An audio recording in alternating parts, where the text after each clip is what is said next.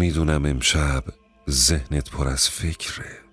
شاید کارهای نیمه تموم، شاید دلنگرانی فردا، شاید اضطرابی که نمیذاره چشمات بسته بشه.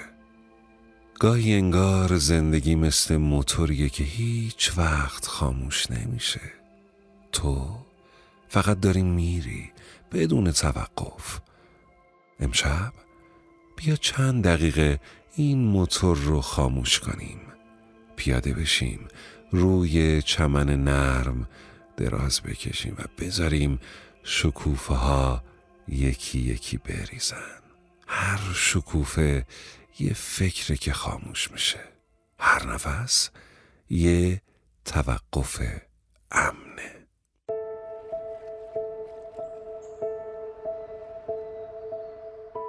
خواب خوب. مدیتیشن خواب.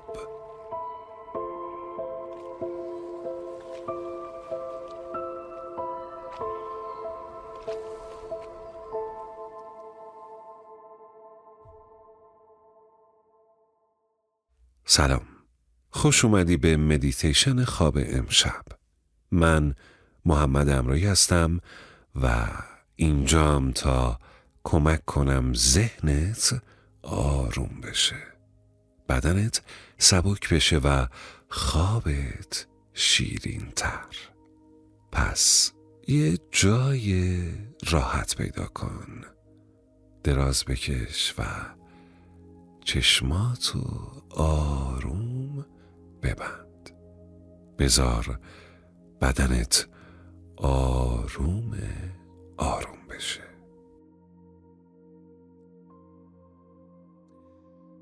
تصور کن موتور رو در کنار جاده خاموش کردی. پیاده شدی، روی چمن نرم دراز کشیدی و بالای سرت شاخه های پر از شکوفه است. صدای باد، صدای برگا و بوی خاک تازه همه جا پیچیده. هر شکوفه‌ای که میریزه مثل یه فکر مزاحمه که از شاخه های ذهن جدا میشه و روی زمین میفته. تو فقط نگاه میکنی و سبکتر میشی. حالا یه نفس عمیق بکش. با دم هوای خنک رو تا عمق ریهات ببر و با بازدم بذار اضطراب مثل شکوفه های سبک فرو بیفته. دم، بازدم. یه بار دیگه با من تکرار کن. دم به درون و بازدم به بیرون.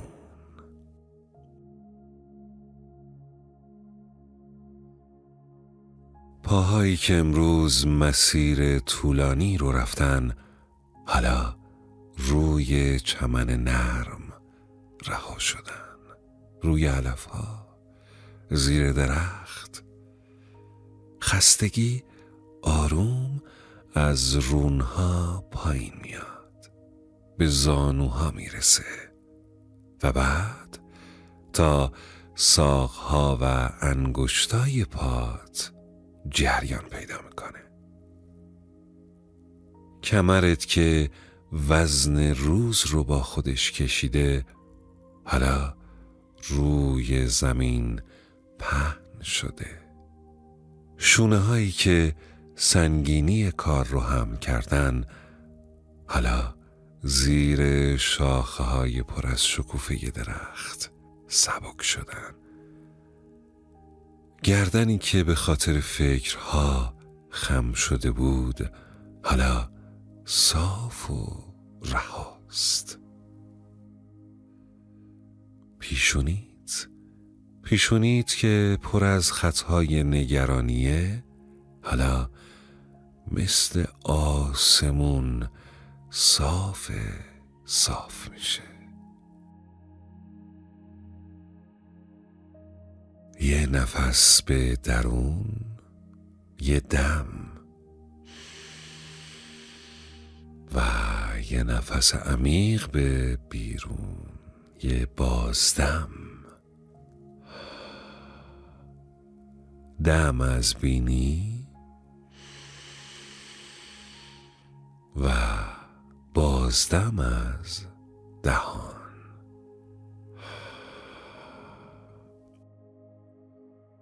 آرامش یعنی گاهی از موتور زندگی پیاده شی و زیر درخت گیلاس دراز بکشی و آروم بخوابی. با هر نفس این جمله رو در ذهن مرور کن: من سبکم، من آرومم، امشب توقف امنه. دم از بینی، بازدم از دهان. من سبکم، من آرومم، امشب توقف امنه.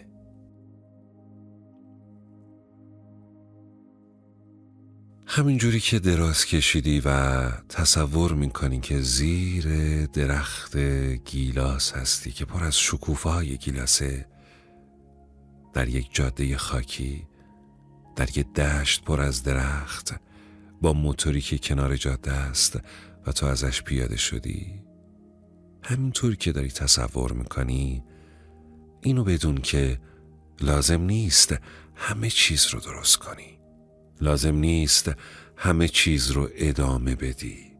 گاهی توقف خودش بهترین راهه. امشب فقط بذار شکوفه ها بریزن و ذهنت سبک بشه.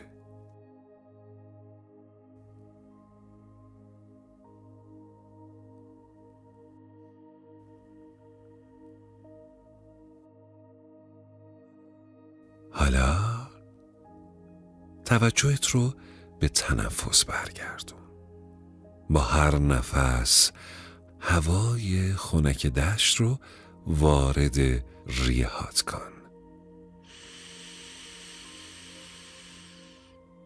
و با هر بازدم نفس گرمت رو همراه با هر تنش، هر اضطراب، هر فشار و هر گرفتگی که در بدنت، در پاهات، در شونهات، در کمرت، در دستهات وجود داره رو بیرون بده. دم به درون و بازدم به بیرون. توجهت رو روی بدنت ببر. ببین چطور انگشتان پاهات، ساق پا و رونهات روی زمین رها شدن و آرومن. بعد توجهت رو به باسن، شکم، پشت کمرت ببر و ببین چطور خودشون رو روی زمین پهن کردن و سنگینی و فشاری که در روز تحمل می کردن رو آروم از خودشون دور کردن و به زمین بخشیدن. دستات که روی زمین رها هستن و گرفتگی، خستگی از بازوها به سمت آرنج ها میره و بعد از ساعد و بعد از سرانگشتانت بیرون میرن و به زمین فرو میرن. گردن، سر، صورت، پیشونی، تمام بدنت رو حس کن. ببین چقدر آرومه.